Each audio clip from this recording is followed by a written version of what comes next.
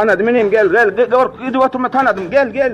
Gidecekler hem yer golf bre. Atavay değil mi? Mala değil atavay. Sen o yerin atavay ne man oluyor? Sen ne için gerek kimine öldüm go ulyan. Senin de sen ben ne gerek giren öyle ki. Okey. Yalan söyleme. 5-10 gerek giren ki. Karam da yerin ki. Atavay mı? Oo.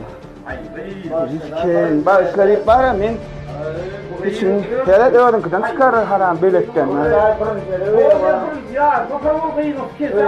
Ne oğlum kıyım ki ne yapar? Var ne yapar?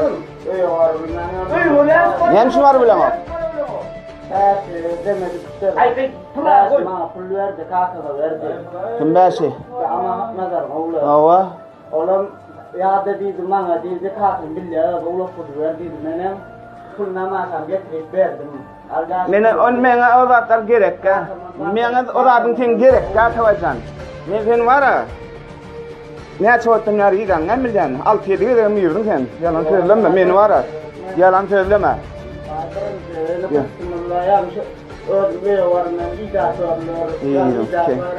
Şimdi sen vara.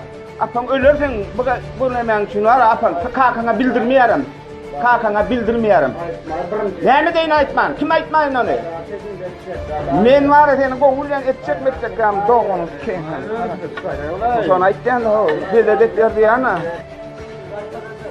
Sen gaytalama bolmayın gaytalama. Yani net gaytalama. 이렇게 써 이렇게 오면 와라. 이래가 차가면 와라.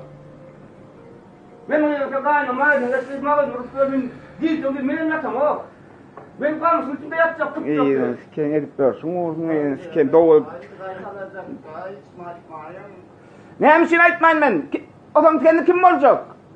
Kim kadar yaşayan? Kim? Doğru sen Rебят, siz hıkkıldı ne mi dip aytdınız? Mene hıkkıldık diyen bilemek başkasını bilemek.